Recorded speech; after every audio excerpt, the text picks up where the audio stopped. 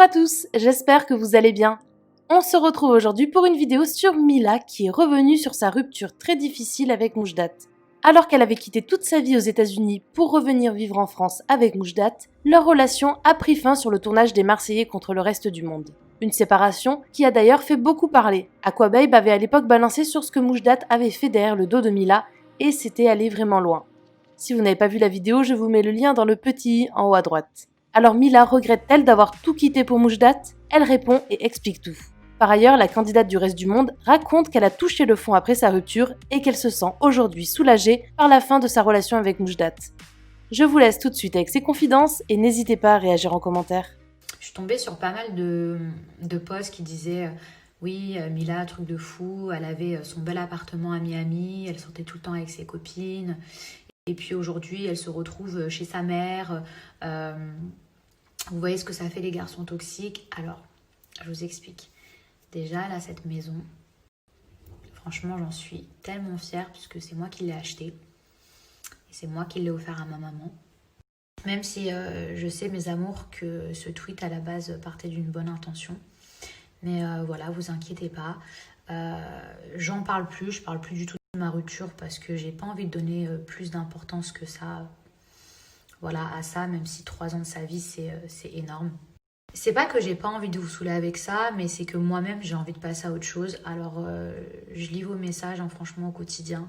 Je sais que ça a touché énormément. Il y a beaucoup de femmes qui se sont reconnues dans mon histoire. J'en parle pas parce que ça me fait pas mal ou que ça me fait plus mal, mais plus parce que je suis tellement quelqu'un, vous voyez, genre je suis positive dans ma tête et j'ai envie d'avancer, j'ai envie de passer à autre chose, que je me dis ça sert à rien de rassasser tout ça parce que ce qui est fait est fait. En fait, dans la vie, soit tu gagnes, soit tu apprends, mais tu ne perds jamais. Et là, pour moi, très clairement, c'est ce que je suis en train de faire. J'apprends. J'apprends de mes erreurs. J'apprends d'avoir accordé ma confiance trop, j'allais dire aveuglément, mais ouais, ou facilement. Peut-être d'avoir pardonné aussi. Pour revenir au sujet Miami, effectivement, c'est vrai que j'ai passé des années aux États-Unis, peut-être 8 ou 9 ans. Et effectivement, je suis rentrée à l'époque parce que je voulais être plus proche de la personne avec qui je vivais. Mais en aucun cas, en fait, je suis partie sur un coup de tête. C'est-à-dire que c'était dur la relation à distance, clairement. Et j'ai vraiment attendu d'avoir mon passeport américain avant de rentrer définitivement en France. Et combien de fois c'était dur, j'ai voulu lâcher l'affaire, genre laisser tomber mes papiers alors que j'avais entamé des procédures, j'avais payé énormément d'argent, peut-être dans les 30 000 dollars. Et à chaque fois, je me disais, vas-y, laisse tomber et tout, c'est trop long, genre ça met trop de temps, genre faut que tu rentres. Et franchement, au final, comment j'ai bien fait d'attendre, parce que sinon, non seulement je me serais fait banane, mais j'aurais perdu des années de ma vie et de l'argent. Donc au final, des fois, vaut mieux toujours finir quelque chose que vous avez entamé, peu importe avec qui vous êtes. Parce que si je peux me permettre, franchement, quand on a tendance à aimer, souvent on donne sans compter, vous voyez. Et c'est-à-dire qu'on ne pense pas au après. On se dit jamais, par exemple, que vous allez vous séparer de cette personne ou que cette personne elle va se retourner contre vous. Ou, enfin, vous voyez ce que je veux dire? Et du coup, en fait, comme vous faites des choses avec le cœur, vous réfléchissez pas. Alors que dans la vie, c'est bizarre de se dire ça, hein, parce que quand on aime une personne, on n'a pas envie de se dire ouais, mais on sait jamais. Parce que vous n'avez pas envie, genre, vous voyez ce que je veux dire? Mais je vous jure, si j'ai un conseil à vous donner dans la vie, même si vous aimez démesurément ce que vous voulez, protégez-vous.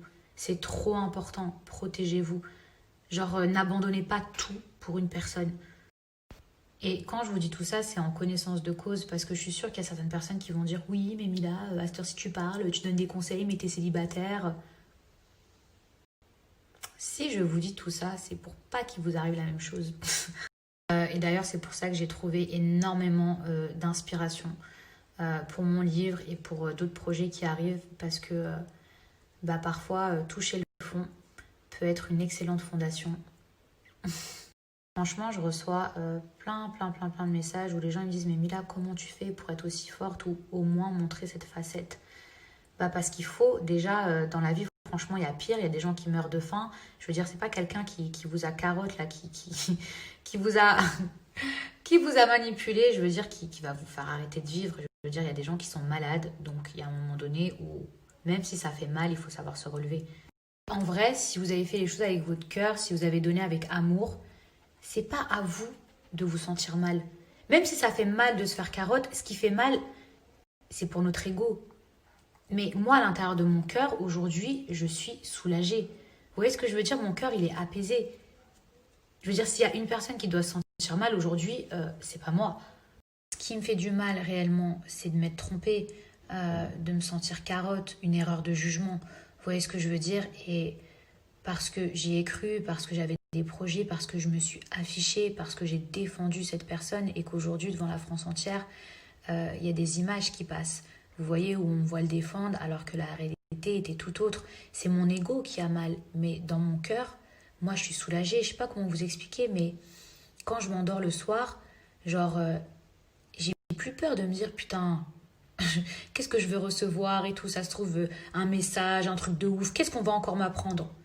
Non, j'ai j'ai plus cette crainte. Vous voyez ce que je veux dire? Et franchement, la paix intérieure, ça n'a pas de prix. En vrai, aujourd'hui, bien sûr qu'on va continuer encore à m'envoyer des trucs et tout, mais qu'est-ce que je peux savoir de pire que je ne sais déjà? La douleur, ça y est, je l'ai eue. Et en fait, vous ne pouvez pas vivre éternellement dans le mal. Vous voyez ce que je veux dire? Ça y est, j'ai appris la nouvelle, j'ai encaissé, et maintenant, il faut que je me relève et que j'avance. Et même si les images, ça me fait chier parce que je le défends et tout, mais à la finalité, en fait, ça prouvera juste une chose, c'est que j'ai été sincère jusqu'au bout. Enfin, donc voilà mes petits chats, j'ai hâte, franchement, j'ai trop hâte que vous puissiez lire mon livre.